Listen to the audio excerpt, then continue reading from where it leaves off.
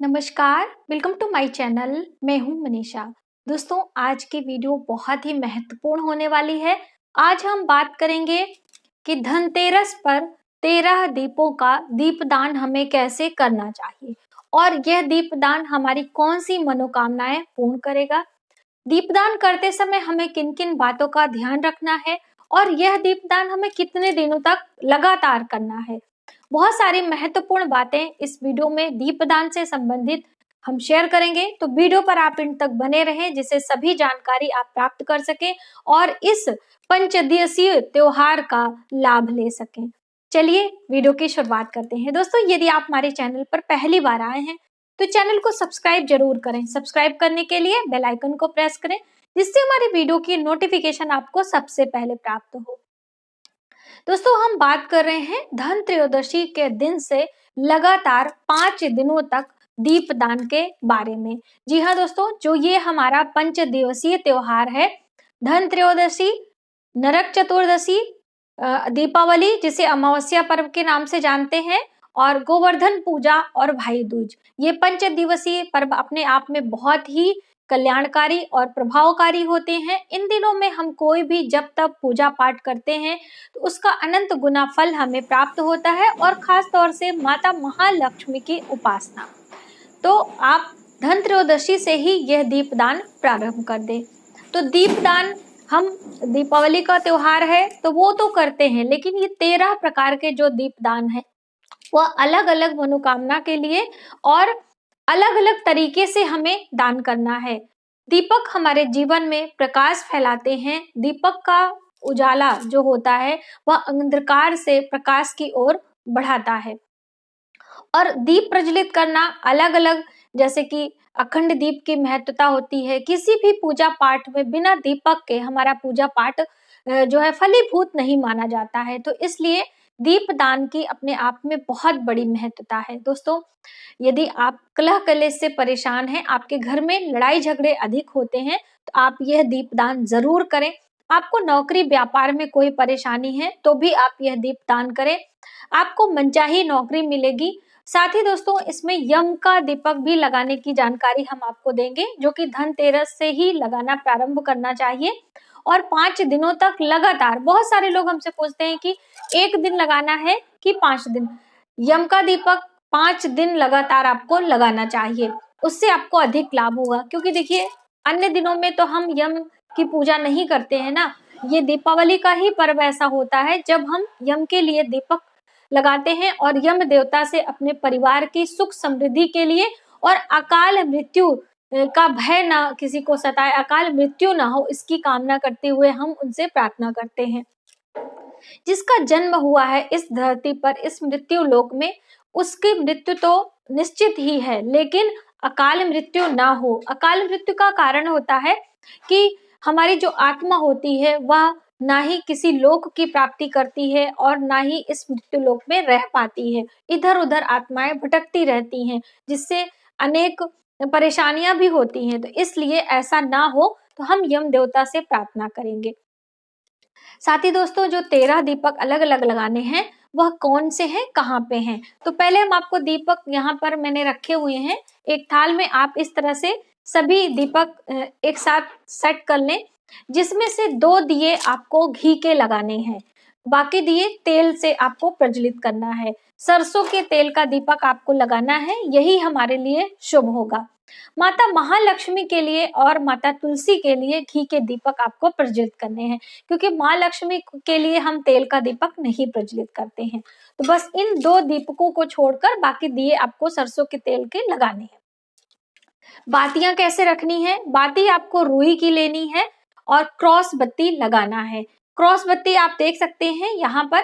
इस तरह से सभी दीपकों को सबसे पहले दोस्तों आपको उसे धो लेना है। दीपक का इस्तेमाल जब भी आप करें तो पहले उसे 10 से 15 मिनट पानी में आप डिप करके रखें, उसके बाद फिर अलग किसी टेबल पे आप रख दें जिससे वो सूख जाए। तब आप उसमें कोई घी या तेल डालते हैं तो वो काफी लंबे समय तक प्रज्वलित रहता है, वरना वो सोख लेता है और आपका दिया बहुत ही जल्दी शांत हो जाता है। तो इसलिए ये कार्य अवश्य करें। दूसरी महत्वपूर्ण बात, जो हम क्रॉस बत्ती लगाते हैं वह हमारे धर्म, अर्थ, काम, मोक्ष, ये चारों चीजों को दर्शाता है। तो इसलिए क्रॉस बत्ती आप लगाएं। जैसे कि बहुत सारे लोग जो है एक ही बत्ती लगा के दीप प्रज्वलित करते हैं, तो प्रज्वलित हमें चाहे एक ही करना है, लेकिन क्रॉस बत्ती ही आपको रखना चाहिए, ये हमारे लिए शुभ होता है। अब आगे बढ़ते हैं, हमें अलग अलग स्थान पर कहाँ कहाँ पर ये दीपक रखने हैं। तो सबसे पहला आपको अपने माता महालक्ष्मी के नाम से पूजा मंदिर में ये दीपक प्रज्वलित करना है, और उसमें आपको विशेष रूप से हरी इलायची डाल के रखनी है। हरी इलायची ये आप देख सकते हैं, आप सभी को पता है। हरी इलायची डालते हुए आप माता महालक्ष्मी के नाम से ये दीपक प्रज्वलित करें अपने पूजा मंदिर में। दूसरा, हमें अपने माता तुलसी के बिरवा के पास में, जहाँ पर माँ तुलसी का स्थान है, आप वहाँ पर एक दीपक प्रज्वलित करें, और माँ तुलसी के दीपक में आपको हरी मूंग डालना है। हरी मूंग हम आपको चित्र में दिखा दे रहे हैं, और हरी मूंग का इस्तेमाल समृद्धि के लिए किया जाता है, इसलिए आप हरी मूंग का इस्तेमाल करें। अगला दीपक है दोस्तों, आपको अपने मुख्य द्वार पे जलाना है। अब मुख्य द्वार पे आपको दक्षिण दिशा की तरफ मुख करके आपको जलाना होता है। बहुत सारे लोग डर जाते हैं, लेकिन इसमें डरने की कोई जरूरत नहीं है। आप बहुत ही प्रेम और श्रद्धा पूर्वक यह दीपक वहां पर प्रज्वलित करें, लेकिन दीपक प्रज्वलित करने से पहले आपको इस तरह से वहां पे चावल या फिर गेहूं का इस तरह से ढेरी लगा लेनी है, उसी के ऊपर दीपक आप रखें।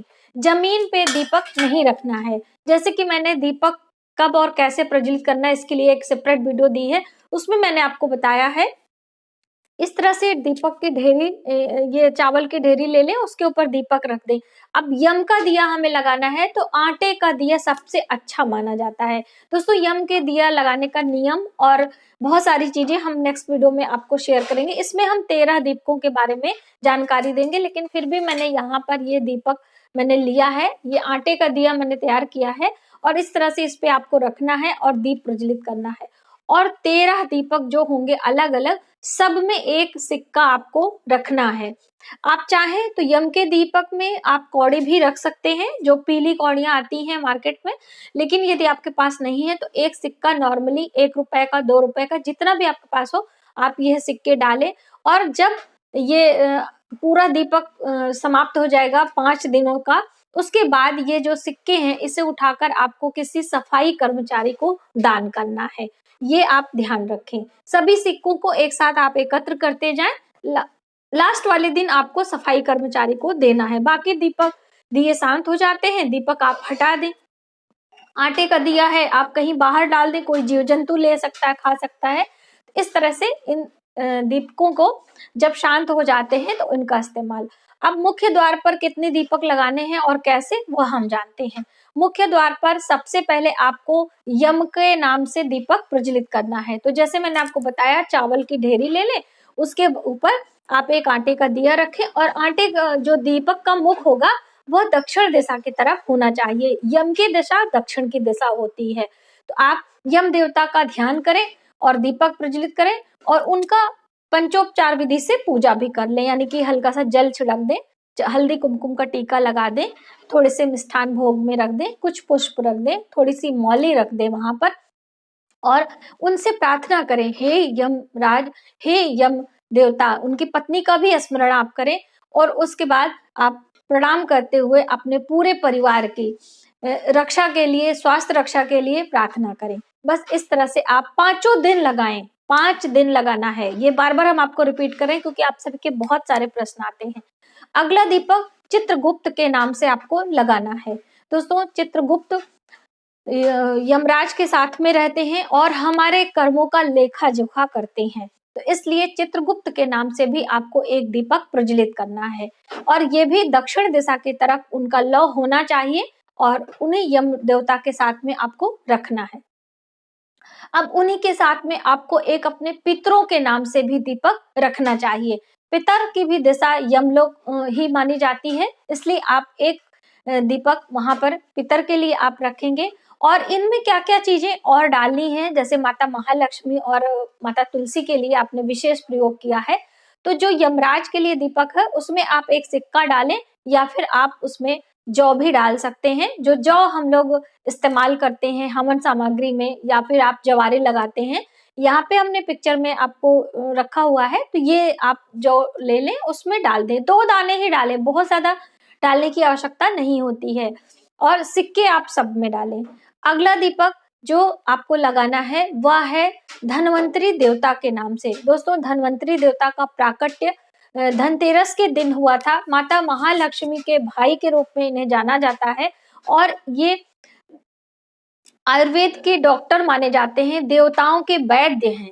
तो इसलिए इनकी पूजा करने से हमारी स्वास्थ्य रक्षा होती है, हमें दीर्घ आयु की प्राप्ति होती है। तो आप इनकी भी पूजा करें और इनके नाम से भी एक दीपक आपको प्रज्वलित करना है। तो इनके लिए आप किसी और दिशा में रख सकते हैं। और इनके जो हमारा दीपक होगा धन्वंतरी देवता के नाम से, उनमें आपको लौंग इस्तेमाल करनी है, क्योंकि लौंग आयुर्वेदिक में बहुत ही ज्यादा औषधि का कार्य करती है। तो आप इनके दीपक में लौंग डाल दें, 2 लौंग आप डालें। ठीक है, अब इस तरह से ये 4 दीपक आपको मुख्य द्वार पे लगाने हैं। अब आगे दीपक कौन सा लगाना है? अब आना है आपको अपने बालकनी में, यानी कि जो आपका बारजा होता है, जिसे कहते हैं छज्जा भी कहीं कहीं कहा जाता है, वहां पर 2 दीपक आपको प्रज्वलित करने हैं। तो आजू बाजू बालकनी लंबी सी रहती है, एक साइड में इस तरह से 2 साइड होते हैं, दोनों तरफ एक एक दीपक आपको रखना है और वहां पर रखना है पीली सरसों। दोस्तों, पीली सरसों बहुत ही शुभता भरी होती है, तो आप पीली सरसों इसमें डालकर दोनों बालकनी के कॉर्नर में आपको दीपक रखना है। अब आगे बढ़ते हैं, घर के बीचों बीच में आते हैं। घर के ब्रह्म स्थान जिसे माना जाता है, आंगन भी होता है। अभी फ्लैट सिस्टम जहां पर है वहां पे आंगन की व्यवस्था नहीं होती है, वहां पे लोग डाइनिंग एरिया बना लेते हैं, या जो भी आपके घर में हो, बीचों बीच में एक दीपक आप रखें और उसमें धान का लावा डालें। तो धान का लावा हम दिखाना चाहेंगे। ये धान का लावा है, आप देख सकते हैं, जो खील बताशों के साथ में मिलता है, या फिर आपके घर धान हो तो धान भी आप डाल सकते हैं। इससे आपके घर में धन धान की कभी कमी नहीं होती है। तो ये धान का लावा डाल के घर के बीचों बीच में एक दीपक आपको प्रज्वलित करना है। अब आपको अपनी रसोई घर में आना है, या फिर आपके घर में धन रखने के लिए स्टोर रूम बना हुआ है तो वहां पे भी आप जा सकते हैं, यानी कि अनाज रखने के लिए, तो वहां पे भी आप ये दीपक प्रज्वलित कर सकते हैं। इनको प्रज्वलित करने के लिए आपको इसके अंदर चावल या कोई भी अनाज आप डाल सकते हैं, या आपके पास काली सरसों हो जिससे नजर दोष का बचाव होता है, वो भी आप डाल सकते हैं। तो यहाँ पे थोड़े से चावल जैसे लेकर आपने उसमें डाल देने हैं और यह दीपक प्रज्वलित करना है। ध्यान रखें कि दीपक प्रज्वलित करते समय आसपास कोई आपको नुकसान ना पहुंचे, कोई क्षति ना हो, ये भी आप ध्यान रखें। तो आप रसोई घर में भी जला सकते हैं, या फिर धन का अन्न का भंडार है वहां पे भी आप लगा सकते हैं। तो इस तरह से आप ये रसोई घर में लगाएं। अगला दीपक आपको पानी का स्रोत, जैसे पहले कुआं बावड़ी जहाँ पे हम जल लाते थे वहां पे दीपक जलाने की प्रथा थी, तो अभी अगर आपके आसपास में कुआं है, आपके घर जेट पंप लगा हुआ है, आपके घर में समरसेबल है, वहां पे एक दीपक प्रज्वलित कर दें। और जो ये या फिर आपके घर में कहीं स्थान नहीं है तो आप पानी की टंकी के पास में भी रख सकते हैं। और ये दीपक जब प्रज्वलित करेंगे तो इस दीप में आपको क्या डालना है, ये सफेद पुष्प, कोई भी सफेद पुष्प हो, आप 1 पुष्प 2 पुष्प उसमें डाल दें और पानी की टंकी के पास में ऐसा आप करें। ये माता महालक्ष्मी की कृपा के लिए होता है, जल से जीवन है, और ये उत्तर दिशा की तरफ इसका मुख होना चाहिए, क्योंकि उत्तर दिशा पानी की दिशा मानी जाती है। इसलिए आप पानी का टंकी, जल का स्रोत जहां भी है आप वहां पर रख सकते हैं। अगला दीपक हमें अपने धन स्थान पे रखना है, यानी कि जो आपकी तिजोरी है, जहां पर आप धन रखते हैं, किसी बॉक्स में रखते हैं, किसी कंटेनर में रखते हैं, जहां भी आप रखते हो वहां पर एक दीपक प्रज्वलित करना है। और इसके अंदर आपको डालना है किशमिश। जो किशमिश हम लोग ड्राई फ्रूट्स में इस्तेमाल करते हैं, वही किशमिश इस दीपक में डालना है। और ध्यान रखें कि तिजोरी के अंदर बिल्कुल जाके आपको नहीं रखना है, इससे आपका जो रुपए पैसे हैं उसको हानि हो सकती है, इसलिए बाहर ही आप प्रज्वलित कर लें। कोई टेबल कुछ भी आप वहां पर सेट कर लें जिससे उसका प्रकाश उसके अंदर आ सके। बस ऐसी भावना के साथ में वहां पर आप रख सकते हैं। अगला दीपक हमें लगाना है गौशाला में। तो यदि आपके घर में आसपास गौशाला है तो वहां जाके आप लगा सकते हैं, या आपने अपने घर में गाय पाली है वहां पे लगा सकते हैं, या आपके आजू बाजू कोई गाय रखा है वहां पे लगा दें, या फिर गाय की कोई प्रतिमा हो तो वहां भी आप ये रख सकते हैं गौ माता के नाम से ये दीपक। लेकिन जो गौ माता के नाम से दीप होगा उसमें आपको दूर्बा घास डालनी है, तो ये मैंने दूर्बा घास डाल के रखी हुई, आप देख सकते हैं। थोड़ा सा दूर्बा घास ले लें और गौ माता के नाम से ये दीप प्रज्वलित करें। तो इस तरह से अलग अलग स्थानों पर अलग अलग तरीके से दीपदान करने का विशेष महत्व इन 5 दिनों में बताया गया है। तो आप इसे करें और इसका लाभ देखें। दोस्तों आज की वीडियो में बस इतना ही। यदि हमारी जानकारी आपको थोड़ी सी भी हेल्पफुल लगे तो प्लीज हमारी वीडियो को लाइक करें, शेयर करें, सब्सक्राइब जरूर करें नए वीडियोस के लिए।